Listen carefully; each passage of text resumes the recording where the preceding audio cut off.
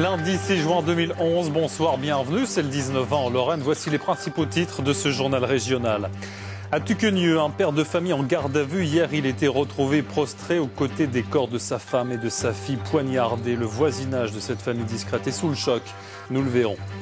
Martine Aubry est ce soir à Metz, accompagnée par Bertrand Delanoë, le maire de Paris. La première secrétaire du Parti socialiste vient rencontrer ses militants. Martine Aubry, qui n'a toujours pas levé le voile sur sa candidature aux primaires, est l'invité ce soir du 19-20.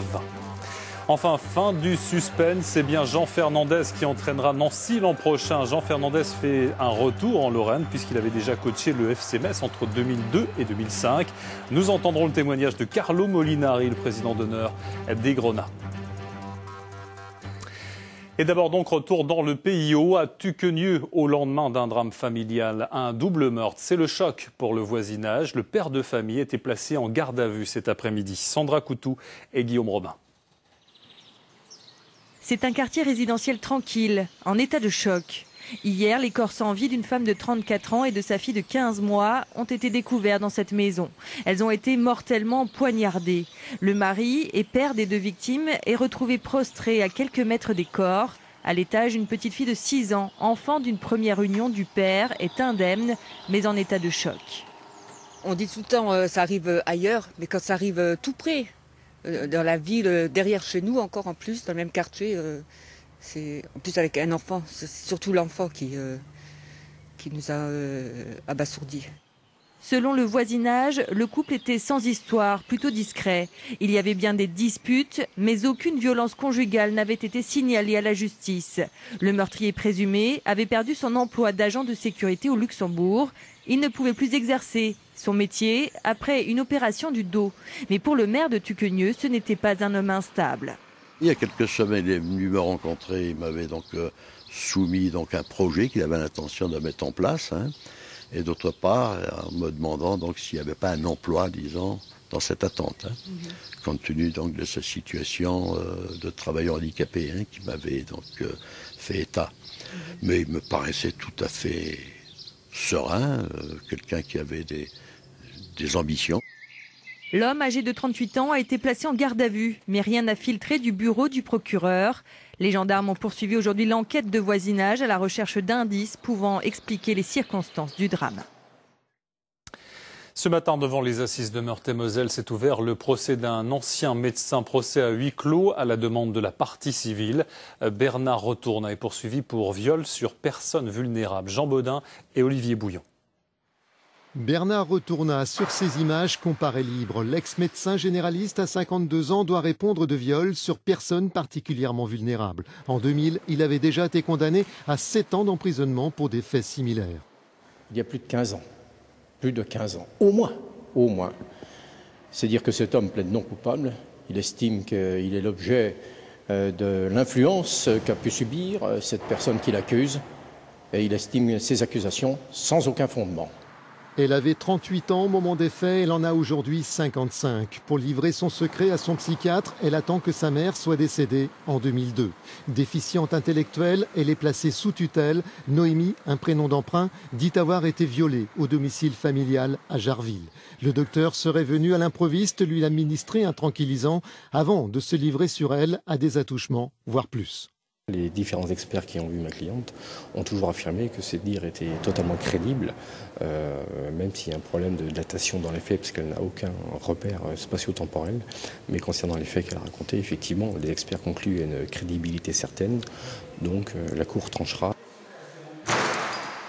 La victime ne sait ni lire ni écrire et depuis 2003, le médecin, lui, est radié définitivement de l'ordre. Un procès à huis clos pour une affaire difficile jusqu'à demain soir. La première secrétaire du Parti socialiste fait étape aujourd'hui à Metz. Martine Aubry, accompagnée par Bertrand Delanoë, tient ce soir un meeting au parc des expositions de la ville. Vous les voyez arriver tout à l'heure en gare de Metz où il y avait foule. Ce soir, près d'1 millier de personnes est attendu au parc des expositions. Et nous allons retrouver tout de suite Martine Aubry qui a accepté de répondre à nos questions. Madame Aubry, bonsoir.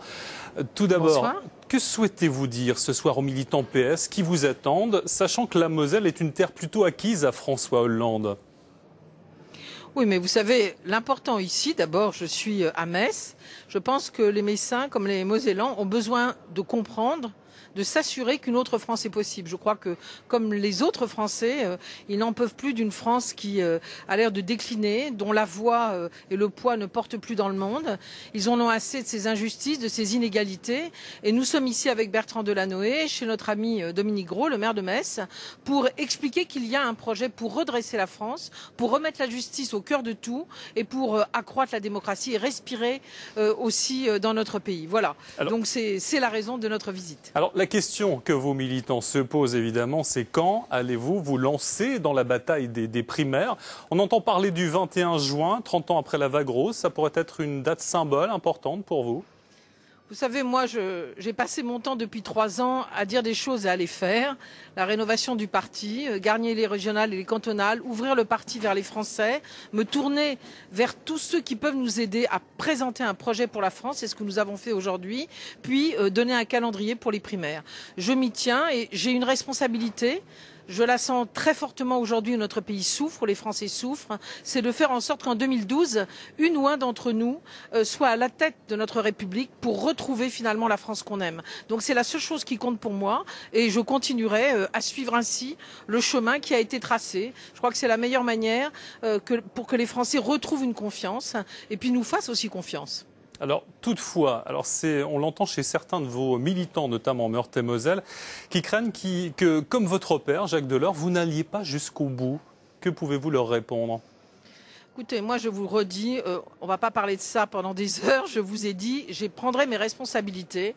Et pour moi, mes responsabilités, c'est de faire gagner une ou un d'entre nous en 2012. On devrait d'ailleurs être heureux de penser que les socialistes aujourd'hui ne sont pas en train de se bagarrer, mais sont conscients de la responsabilité qu'il y a sur leurs épaules. Et moi qui suis la première d'entre eux, l'opposant à Nicolas Sarkozy, je ressens cette responsabilité comme une obligation absolue. Faire en sorte que nous gagnions, faire en sorte que celui ou celle qui est le mieux en situation puisse l'emporter parce que les Français se seront mobilisés derrière elle ou derrière lui. C'est la seule chose qui compte pour moi.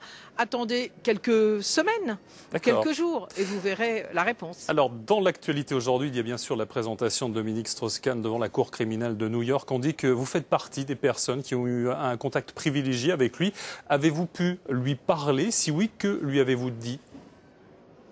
Oui, bien sûr, j'ai parlé à Dominique depuis qu'il s'est retrouvé à New York libre, si je puis m'exprimer ainsi, à plusieurs reprises. Mais vous imaginez que ses propos sont des propos privés, comme d'ailleurs lorsque je parlais avec lui de la France, de son État, de ce que nous voulions faire pour redresser notre pays. Aujourd'hui, eh bien, il y a une audience qui va permettre, comme bien sûr c'est le cas aux États-Unis, de continuer à entendre l'accusation qui expliquera pourquoi Dominique Strauss-Kahn peut être poursuivi. Il va plaider non coupable, on l'a appris aujourd'hui. Moi, je redis les choses comme je les ai dit depuis le premier jour.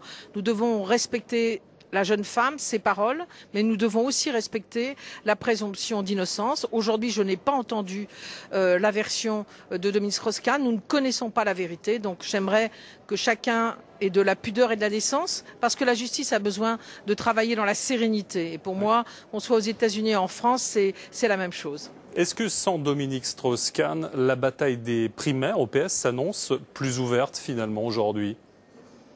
Non, absolument pas. Vous savez, vous aimez bien toutes ces histoires de personnes. Moi, la seule chose qui compte, c'est la France. Voilà, notre pays aujourd'hui est rétréci. Les Français ont l'impression qu'il ne compte plus. Les Français n'en peuvent plus de tant d'inégalités et d'injustices. Le président a encore annoncé une prime de 1 000 € pour les salariés qui fait aujourd'hui qui s'est évaporée, alors que cette semaine, on va faire voter une loi qui supprime la moitié des contribuables à l'ISF. C'est cela le symbole aujourd'hui de cette politique inégalitaire et d'un pays qui va droit au mur. Les Français veulent retrouver une France porteuse d'abord d'une vraie politique industrielle, porteuse d'emplois, faire confiance à la recherche et en même temps retrouver ce qui fait notre force, c'est-à-dire un pays qui est capable de créer des richesses et de les répartir correctement en donnant sa chance à chacun. Tous les socialistes sont derrière ce projet, ils l'ont tous voté et considèrent aujourd'hui qu'ils permettront de retrouver la France qu'on attend et que les Français attendent. C'est la seule chose qui est importante. Merci Martine Aubry, merci d'avoir répondu à nos questions. Je rappelle que vous êtes au Parc des Expositions de Metz. Et je précise que cet entretien a été enregistré il y a une petite demi-heure. Notre chiffre du jour, 39. 39, c'est le numéro des renseignements administratifs qui vient d'entrer en vigueur en Moselle. La Moselle qui fait partie des 13 départements pilotes. Les appels reçus dans les préfectures et sous-préfectures sont désormais transférés à des téléopérateurs formés pour répondre à toutes sortes d'informations administratives. Une info importante, si vous avez prévu de voyager en train, sachez que la gare de Nancy sera fermée du samedi 16 juillet, 14h30 au lendemain, dimanche, 15h30. Les circulations ferroviaires seront totalement interrompues. En cause, le transfert du poste d'aiguillage mécanique de Jarville-la-Malgrange au poste d'aiguillage informatisé de Nancy. Céline Toniadi et Sébastien Roch. Ici, au poste d'aiguillage de Jarville, ce sont jusqu'à 400 trains qui passent chaque jour. Durant plus de 24 heures les 16 et 17 juillet, toute la circulation y sera coupée pour transférer le poste de commande à Nancy. L'informatique remplacera alors les pistons enclenchés à la main depuis les années 50. On passe de l'ère des leviers électromécaniques ou télémécaniques qui étaient manœuvrés, donc c'est une centaine de leviers, grands ou petits, qui aujourd'hui sont manœuvrés par un agent, encore plusieurs agents au niveau du poste d'aiguillage de Jarville. Et on passe en fait à l'ère de la souris, de l'informatique, où toutes les circulations des trains sont supervisées sur un grand écran mural de contrôle que nous voyons ici. Ce qui permettra d'améliorer la sécurité du réseau et d'augmenter le trafic de part et d'autre de la gare de Nancy. Reste que pendant plus de 25 heures, plus aucun train n'y circulera. Alors du côté des voyageurs, on imagine tout de suite le pire. Je suppose que c'est une grève? Non, c'est pas une grève, en fait ce sont des travaux. D'accord, c'est pour la rénovation, ça peut être pas plus mal. Si c'est pour une meilleure organisation, ça peut être intéressant. Oui. Et du côté de la SNCF, on a tout prévu pour minimiser les conséquences de cet arrêt du trafic. Le choix de la période a été dicté déjà par le fait qu'il y a moins de circulation parce qu'on est un week-end d'été, parce qu'on est au milieu du pont du 14 juillet qu'en temps normal. Et d'autre part, nous avons préparé tout un plan de substitution et de report pour nos clients. Les TGV seront détournés sur la gare Lorraine TGV. Quant aux TER, ils seront remplacés par des bus. Toutes les informations sont d'ores et déjà disponibles au guichet et sur le site de la SNCF. Une bonne nouvelle pour Arkema et Carlin. Cette entreprise annonce un nouveau projet. À l'horizon 2013, la production de super absorbants sera doublée. Pour ce faire, une nouvelle tour sera construite. À la clé, la création d'une quinzaine d'emplois.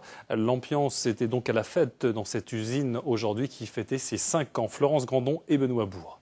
Lâcher de ballons au profit de l'association Ella. Arkema a voulu faire un geste d'espoir pour fêter ses 5 ans d'existence, malgré la suppression de la moitié des emplois en 5 ans. L'anniversaire est joyeux malgré tout, avec l'annonce récente de la construction d'une seconde tour pour doubler la production de superabsorbants.